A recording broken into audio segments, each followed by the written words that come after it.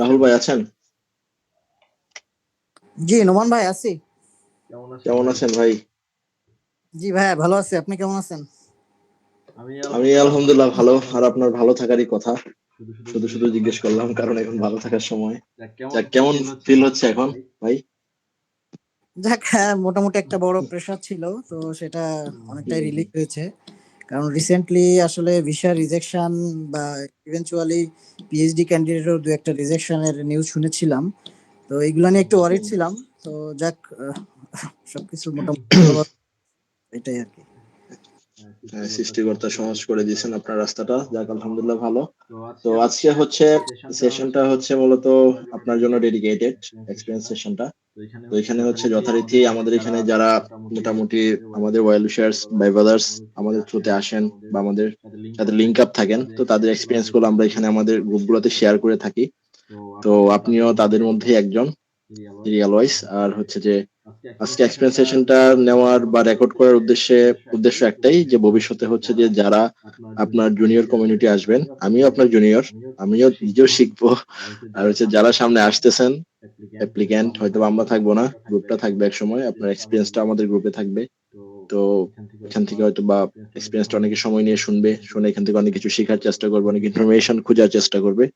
তো এক্সপিরিয়েন্সটার মাঝখানে হচ্ছে যে আমরা আশা করব যে এক্সপিরিয়েন্সটার মাঝখানে ইন ডিটেলস যা যা বলা যায়, কিভাবে অ্যাপ্লিকেন্টদের হেল্প হবে যে ইনফরমেশন গুলো দিলে, প্লাস আপনার ইন্টারভিউ সেশন চলাকালীন সময় এমন কোনো কিছু ছিল কিনা যেগুলো হচ্ছে যে বাইরে থেকে আমরা গেস করতে পারি না, যেটা হচ্ছে যে সবার জানা উচিত।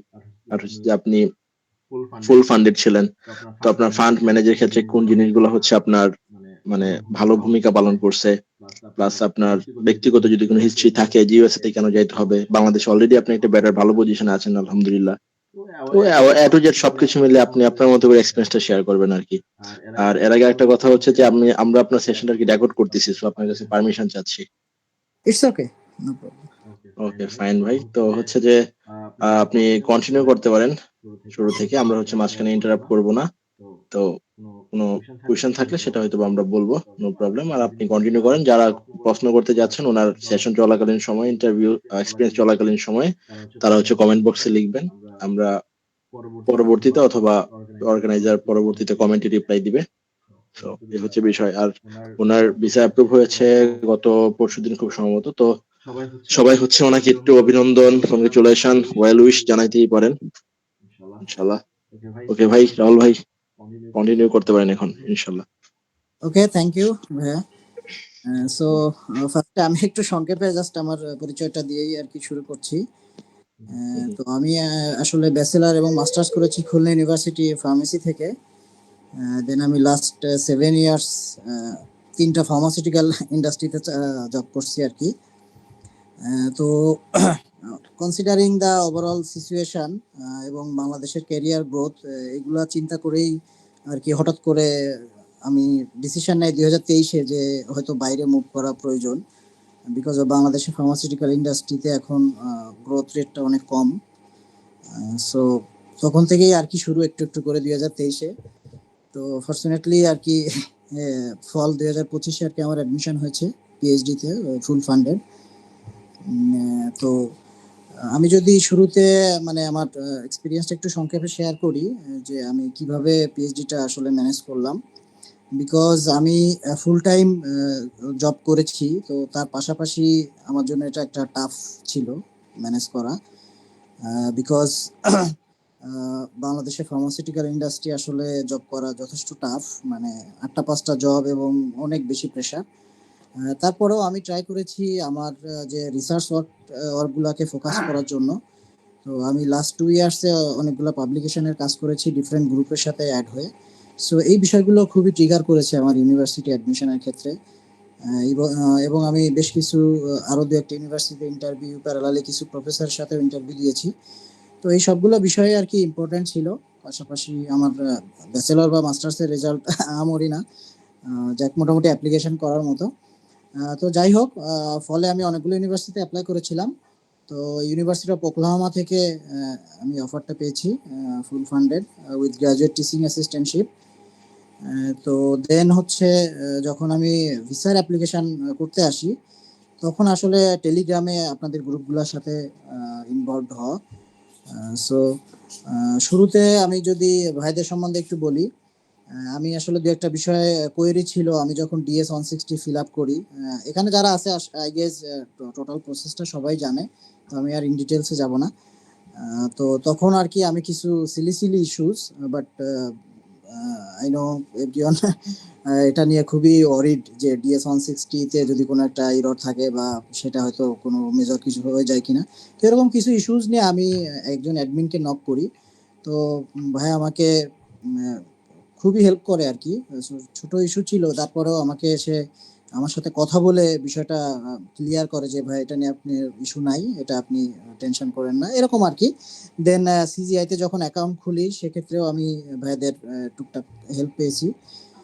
তারপরে যদি আসি ভিসা ইন্টারভিউর ক্ষেত্রে ভাইদের সাথে এনরোলমেন্টের ইস্যুতে, তো বেসিক্যালি আমার প্রথমত ইচ্ছা ছিল না, কারণ as far as I know PhD candidate full funded এর ক্ষেত্রে ভিসা রিজেকশন রেটটা মানে বলতে গেলে অনেক কমই ছিল আগে। আর আমার হচ্ছে আমার ওয়াইফ এবং বাচ্চা অ্যাড করার পরেও আমাদের তেমন কোনো ডেফিসিট নাই। সো মোটামুটি সবকিছুই ভালো ছিল। তারপরেও আমি চিন্তা করলাম যে আসলে অপরচুনিটি তো বারবার আসবে না। সো আমি কোনো রকম নিজের প্রিপারেশন বা কনফিডেন্সের ঘাটতি রাখতে চাই নাই। দ্যাটস ওয়াই আমি যখন চিন্তা করলাম যে আমাকে কিছু মক দিয়ে নিজের কনফিডেন্সটা আরো গ্রো করা প্রয়োজন, যে হাউ টু কোপ উইথ দ্য সিচুয়েশন আপন ভিসা ইন্টারভিউ। সো আমি যখন সার্চ করলাম যে বিভিন্ন যারা ভিসা ইন্টারভিউ গুলো নেয় বা মক নেয়, তো সেক্ষেত্রে আমার ভাইয়াদের সাথে কথা বলে অনেকটাই আমার কাছে বেটার মনে হয়েছে। তারা যথেষ্ট ফ্রেন্ডলি ছিল এবং তাদের টাইমিংটা অনেক বেশি ফ্লেক্সিবল ছিল। অ্যাজ এ জব হোল্ডার আমার জন্য আসলে এটা খুবই ইম্পর্টেন্ট ছিল যে আমি যখনই নক দিয়েছি তারা আমার মক নিয়েছে, সেটা ইভেন রাত 12টা 12:30 বা এরকম মোস্ট অফ দ্য টাইম রাত 11টার পরে। সো এবং আমার পার্সোনাল যে ইনফরমেশন গুলা বা আমার DS160 রিলেটেড ইস্যুগুলা সবগুলাতেই তারা যথেষ্ট হেল্পফুল ছিল। দেন ওভারঅল সবকিছু কমপ্লিট করার পরে আমি আমার 5 মার্চ, ভাই আমাকে তো শুনতে পাচ্ছেন না? হ্যাঁ হ্যাঁ ভাই, শোনা যাচ্ছে, আচ্ছা, শুনতে দেন পাচ্ছি। হচ্ছে আমার 5 মার্চ হচ্ছে আমার ইন্টারভিউ ডেট ছিল। আমি এবং আমার ওয়াইফ এবং বাচ্চা আমরা একসাথেই আর কি দাঁড়িয়েছি। তো আমাদের আমি যদি ইন্টারভিউ এক্সপিরিয়েন্সটা এ টু জেড শেয়ার করি, তো আমার টাইম ছিল 10টা, বাট আমি অনেক সকালেই পৌঁছে যাই আর কি। 8টা 40-এ আমরা এম্বাসির সামনে পৌঁছে যাই। তো 8টা 40-এই আমি গেটে যাওয়ার পরে ও জিজ্ঞাসা করে যে আমার ইন্টারভিউ কয়টায়, তো আমি বলি আমাদের 10টায়। তো যেহেতু বাচ্চা ছিল, তো আমরা বেশ কিছু প্রিভিলেজ পেয়েছি। তো এখানে যারা মাস্টার্স বা পিএইচডি ক্যান্ডিডেট আছে যাদের বাচ্চা আছে, তো আই হোপ তারা অনেক বেশি প্রিভিলেজ পাবে ফর বেবি, বিকজ তারা এটাকে খুব মানে সিরিয়াসলি নেয় আর কি। দেন হচ্ছে আমি তখন বলার পরে বললো ওকে সমস্যা নেই, আপনি এখনই এন্টার করতে পারেন। যদিও আমার ইন্টারভিউ টাইম ছিল 10টা, আমি 8টা 40-এই ভিতরে এন্টার করি। দেন হচ্ছে গেটে যে চেক টেক গুলা ছিল সেগুলা কমপ্লিট করার পরে আমরা ভিতরে যাই। ভিতরে যাওয়ার পরেও একটা বিশাল লাইন। এই যে এখন দেখলাম যে প্রচুর মানে ভিতরে আসলে অনেক লম্বা লাইন ছিল, বাট বাচ্চা দেখার পরে আমাদেরকে আসলে লাইনে দাঁড়াতে হয় নাই। তো শুরুতেই আমরা মানে লাইন ব্রেক করে আর কি, যাদেরই বাচ্চা আছে সবার ক্ষেত্রেই তো লাইন ব্রেক করে আর কি আমাদের ফার্স্টে পাসপোর্টের ইনফরমেশন চেক কমপ্লিট হলো। দেন হচ্ছে আমাদের ফিঙ্গারপ্রিন্টের জন্য পাঠালো। তো যাদের বাচ্চা আছে সবাই হয়তো জানে যে বাচ্চার হয়তো ফিঙ্গারপ্রিন্ট প্রয়োজন নাই, শুধু স্পাউস এবং স্টুডেন্টের। দেন হচ্ছে আমাকে সাথে সাথে আমাদের ইন্টারভিউর জন্য আমাকে 11 নম্বর কাউন্টার ছিল আমার ইন্টারভিউর জন্য। আচ্ছা, তার আগে একটু বলে রাখি আমি ভাইয়াদের প্রিপারেশনের ক্ষেত্রে আমি যেটা করেছি, আমি 6-7 বার ভাইয়াদের কাছে মক দিয়েছি ডিফারেন্ট টাইমে, ডিফারেন্ট সিচুয়েশনে, ইভেন অনেক রাশের মধ্যেও দিয়েছি। আই ডোন্ট নো যখন আমি ভিসা দিব তখন আমার কেমন সিচুয়েশন থাকবে। সো অনেক রকম পসিবিলিটি চিন্তা করেই আমরা ইন্টারভিউগুলো মকগুলো দিয়েছি। পাশাপাশি আমার কোশ্চেনগুলোর অ্যান্সার তারা চেক করে তাদের ফিডব্যাক ওইভাবে কোশ্চেনের অ্যান্সারগুলো আমরা সাজিয়েছিলাম। মোরলেস 10-15টা কোশ্চেন ছিল। আই গেস পিএইচডি বা ইন্টারভিউর ক্ষেত্রে এরকম 10টা কোশ্চেনই মোর দ্যান এনাফ, যদি কোশ্চেনগুলো সুন্দরভাবে অ্যান্সার সাজানো থাকে এবং প্র্যাকটিস থাকে। নিয়ে দেন হচ্ছে যখন আমার ইন্টারভিউ শুরু হয়, তো আমাদের ইয়া অফিসার অনেক ইয়া ছিল, ফ্রেন্ডলি ছিলেন আর কি। তো বলে রাখি, আমার আগে আরো একটা পিএইচডি ক্যান্ডিডেট ছিল এবং 4 জন ভিজিট ভিসার ছিলেন। তো আমার শুরুতে ভিজিট ভিসা ছিলেন, তো তাদের 2 জনের একজনের ভিসা হয়, আরেকজনের হয় না। তো এটা ডেফিনেটলি যারা লাইনে দাঁড়ায় তাদের জন্য তো একটু পীড়াদায়ক যে রিজেকশন। দেন হচ্ছে একটা পিএইচডি ক্যান্ডিডেট ছিল, তো সিঙ্গেল সে। দেন ওনার ভিসা হয়। দেন আবার একজন ভিজিট ভিসা ছিল, মানে আমার একদম জাস্ট সামনেই। তো ওনারও আনফরচুনেটলি ভিসা রিজেক্ট হয়। দেন হচ্ছে আমি হচ্ছে ইয়াতে থাকি। দেন আমাকে জাস্ট আমি গ্রেটিংস এর পরে আমার পাসপোর্ট এবং I-20, আমি 3টা পাসপোর্টই একসাথে এবং I-20 3টাই একসাথে আমি ওনাদেরকে প্রোভাইড করি। দেন অফিসার আমাকে আস্ক করে, ফার্স্ট আমাকে অনলি 2টা কোশ্চেন করেছিল, যে which university are you going for. Then আমি বলি যে আমি এই, দেন হচ্ছে আমাকে কোশ্চেন করেছিল হোয়াই দিস ইউনিভার্সিটি। তো এই কোশ্চেনটার অ্যান্সার উনি অনেকটাই মনোযোগ দিয়ে শুনেছে। আমি অলমোস্ট তো 6 to 7 লাইনস এই কোশ্চেনের অ্যান্সার বলেছি। দেন উনি 1-1.5 মিনিট মতো পথ ছিল, উনি ওনার ডেস্কটপে কিছু কাজ করছিলেন প্যারালালি। ওই সময় আরো একজন ভিসা অফিসার ওনার রুমে আসে, ওনারা নিজেদের মধ্যে আরো কিছু কথা বলছিলেন। তারপরে আরো 30 সেকেন্ডস পর্যন্ত ওয়েট করানোর পরে দেন উনি বলে যে I am approving your visa, all are approved. So just এই মোমেন্টটা আসলে মানে খুবই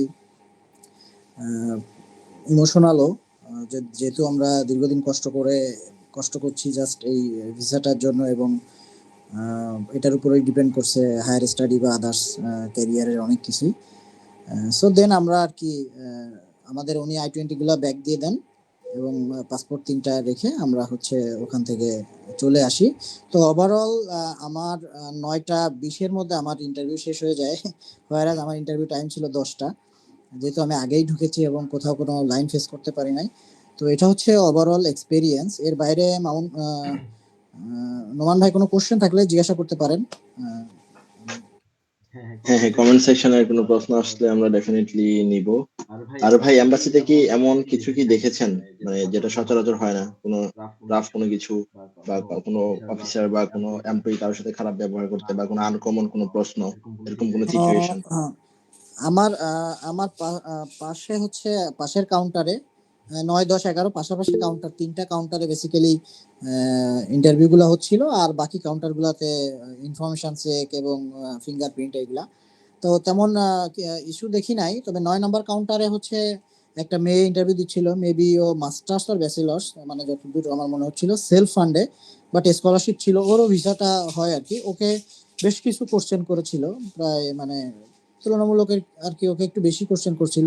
মানে আমি যতক্ষণ ওখানে দাঁড়ানো ছিলাম অলমোস্ট 4-5 মিনিট মতো ওর ইন্টারভিউটা হয়েছিল। তো এবং ফাইনালি ওর ভিসাটাও আর কি অ্যাপ্রুভ হয়। ওভারঅল অ্যাপ্রুভাল রেট আমরা যতক্ষণ ছিলাম ওই দিন যথেষ্ট ভালো ছিল। আর যেটা এমবাসির মধ্যে আসলে অনেক লোকের যেহেতু অনেক প্রেশার ছিল, যার জন্য মানে একটু এলোমেলো মনে হয়েছে আমার কাছে যদিও। তো তেমন মানে অনাকাঙ্ক্ষিত কোনো কিছু আমি দেখি নাই বা ফেস করি নাই আর কি। ওকে, ফাইন। আর হচ্ছে ভাই, আপনার বাচ্চাদেরকে কি কোনো কিছু জিজ্ঞেস করেছিল ভিসা বিষয়ে, না, বা আপনার আমার F2 কে? হচ্ছে ওয়াইফ বা বাচ্চাকে কোনো কিছুই জিজ্ঞাসা করে নাই।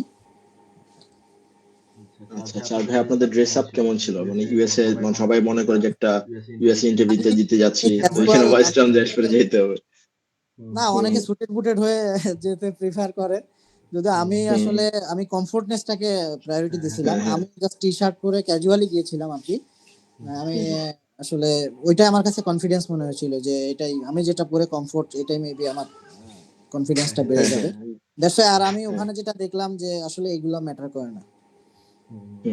তো এই কথাটাই হচ্ছে ডেফিনেটলি আমরা সবাইকে বলে থাকি যে আসলে ড্রেস নিয়ে তো প্যারা খাওয়ার কিছু নাই। যদি এমন হয় যে আপনি কখনো সুটেড বুটেড হয়ে অভ্যস্ত না, ওই একদিন ইন্টারভিউ দিন যদি আপনি সুটেড বুটেড আসলে নতুন জুতার।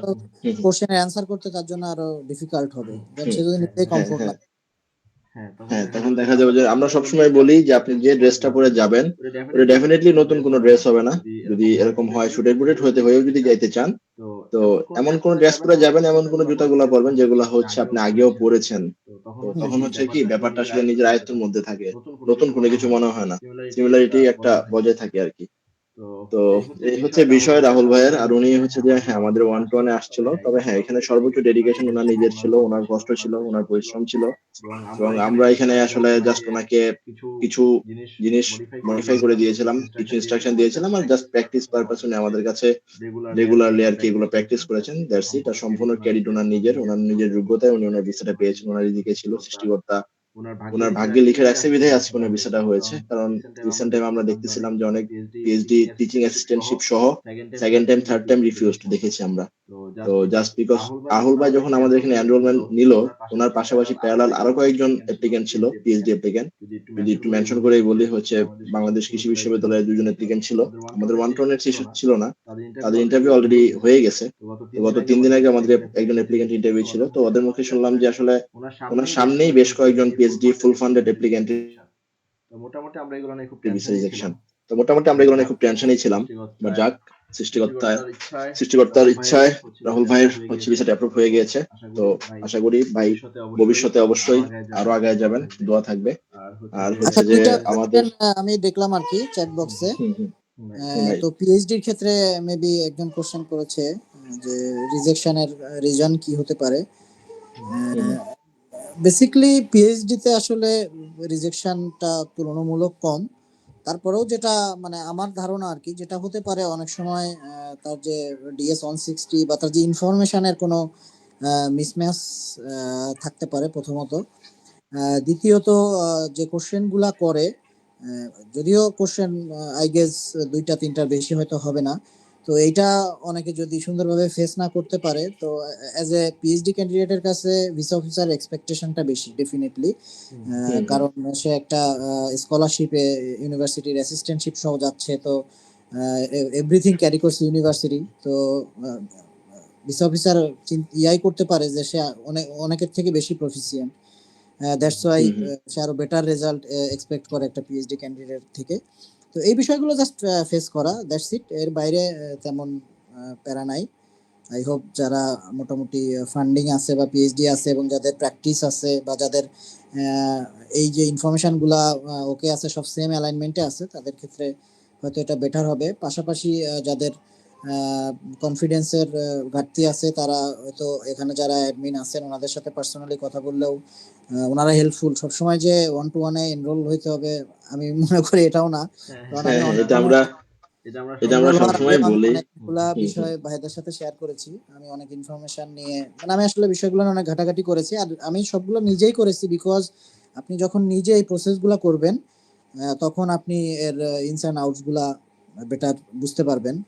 কারণ আমি যতদূর জানি ইনফরমেশনের যে মিসম্যাচটা হয় যখন কেউ কোনো এজেন্সির থ্রু দিয়ে এইসব কাজগুলো করতে যায়, তারা আসলে অনেক বেশি মানে আনপ্রফেশনাল প্রবলেমের মধ্যে প্রবলেম গুলা করে। মিসলিড হয় আর কি, ওরা মিসলিড হয়ে যায়, অনেক সিম্পল সিম্পল জিনিস ওরা বুঝতে পারে না আর কি। আর হচ্ছে যে আমাদের যে ব্যাপারটা আমরা সবসময় বলি অ্যাপ্লিকেন্টদের, আমাদের প্রি সেশন গুলোতে জয়েন করবেন। আশা করি কেউ যদি টানা যদি 1 মাস বা 20-15 দিন যদি সেশন গুলোতে শুনে, সে নিজের আনসার গুলো নিজেই তৈরি করতে পারবে। তারপরেও সবাই সবকিছুতে পারদর্শী না, তো সেক্ষেত্রে যদি তারপরেও কারো সাপোর্ট প্রয়োজন হয় দেন আমাদেরকে রিচ করবেন।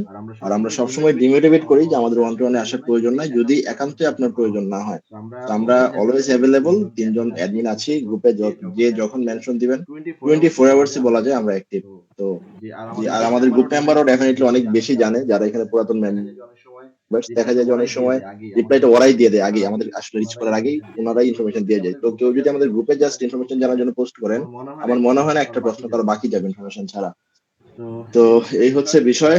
আর রাহুল ভাই আপনাকে আবারও পাসপোর্ট কংগ্রেচুলেশন। রিলেটেড একটা কোশ্চেন করেছিল একটা ভাইয়া জয় নাম করে। তো হুম হুম আহ, আচ্ছা, যার যতগুলা পাসপোর্ট আছে সব পাসপোর্ট গুলা ক্যারি করতে হবে। যদি কোনো পাসপোর্ট হারিয়ে যেয়ে থাকে, ডেফিনেটলি সেটা জিডি করে জিডি কপিটা রাখতে হবে। প্রিভিয়াস পাসপোর্ট চেক করবেই, এটা মাস্ট। আর সেকেন্ড হচ্ছে ওনার একটা ইস্যু ছিল যে ওনার হয়তো প্রিভিয়াস পাসপোর্টের সাথে কারেন্ট পাসপোর্টের স্পেলিং এর নামের হয়তো ইস্যুজ আছে। এটা আমার ক্ষেত্রেও ছিল।